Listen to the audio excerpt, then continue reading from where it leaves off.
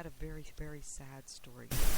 Lumi was in her 20s, and she was happily married, and she had 2 children, and her husband got a job overseas, but she felt it was more important for her children to be close to her family and support while he traveled abroad. So he traveled abroad, and he would come home regularly on holidays. And one holiday, when her younger daughter was a baby, she was sitting in the living room with all of her family and friends, and he was in the baby's room, and over the baby monitor, she heard him talking to another woman. And she realized that there was another relationship going on. Actually, he had another woman and had married that woman, so essentially he was living completely 2 different lives. She was absolutely devastated, but tried very hard to keep her family together. And she was the kind of girl that she was very shy. Actually, he was much older, and it was her first relationship with a man, so she really, really, really didn't think that there was any way she could meet anyone else. So she buried herself. She divorced him, and she buried herself and committed herself to her 2 children and working, and just basically a very lonely life. Just decided to give everything up for them, and she did a very, very good job. And, once in a while she'd see someone she'd like, and, it would just be a crush from the distance, and that's all it would be. And unfortunately, the years went by, and she would call me every New Year's Eve, and she would say, "Molly, I can't go through another New Year's Eve alone. It's too hard. I'm very lonely, and it just can't be another year of this." And we would pray, and she would put her request on prayer boards and everything like that. But it really just seemed impossible. I mean, all the girl did was go to work, go to school, go to her children's games, and it was very much a routine life that she'd had for 20 years. So the prospect of meeting someone new or something happening didn't look too positive. In the meantime, her mother got very ill, and it was really a burden for her mother to see her daughter so unhappy. So her mother prayed, and her mother got very, very ill, was bedridden, and just really her only dying wish was that her daughter Lumi were to meet her knight in shining armor. So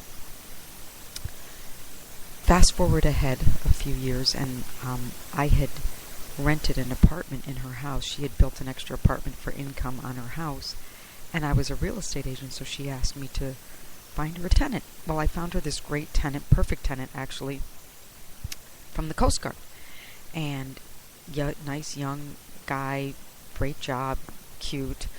And I remember dropping him at the curb of her house, and I said, "By the way, your landlord's very cute, ha ha ha," just planting that little seed.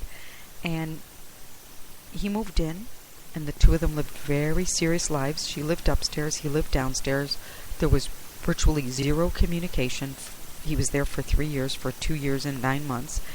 And he would bring the rent check and bring the rent check and bring the rent check. And they noticed each other's lifestyle. I mean, he never really had any women over, and she never really had any men in her house. So they knew that they were both very serious type of people.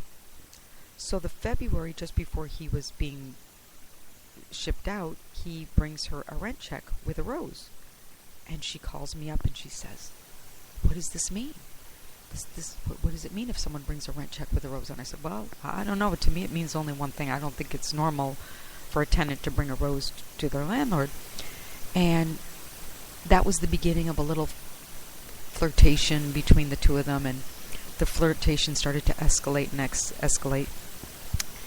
And they would be in each other's Facebooks, and then all of a sudden, he said, "Hey, how about we go to breakfast?" After talking all night on the internet, and he's living downstairs and she's living upstairs. So they go for breakfast, and that breakfast lasted for 3 days. She fell madly, madly in love. At least she thought she did.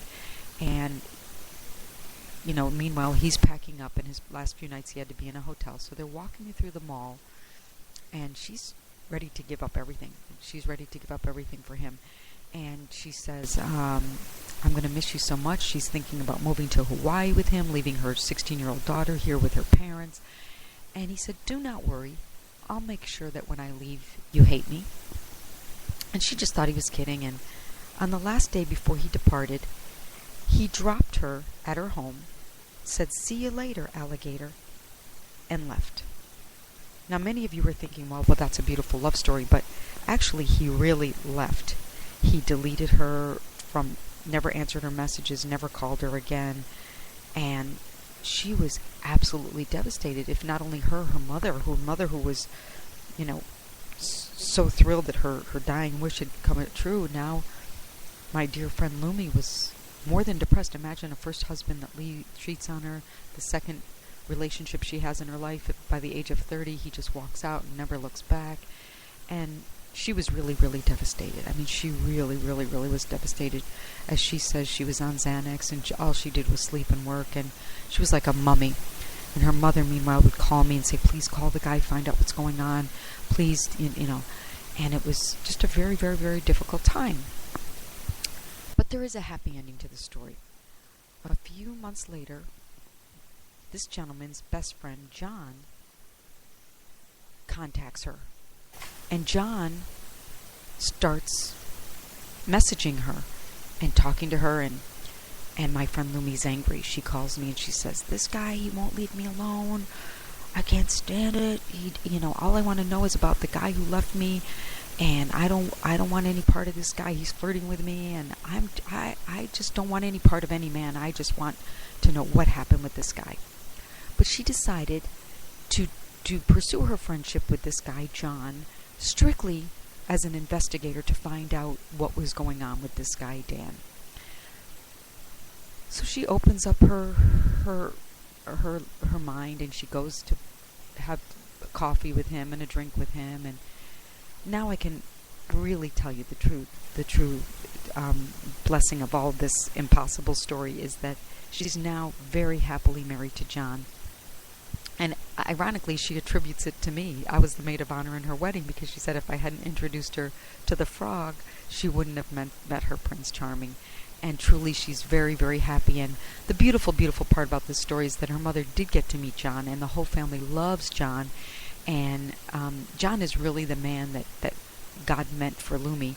And, that's hard when you have children from a previous marriage. They're beautiful kids. They're great kids.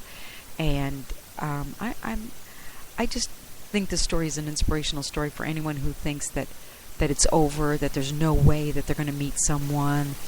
We serve the God of the impossible, and he brought John literally to her doorstep.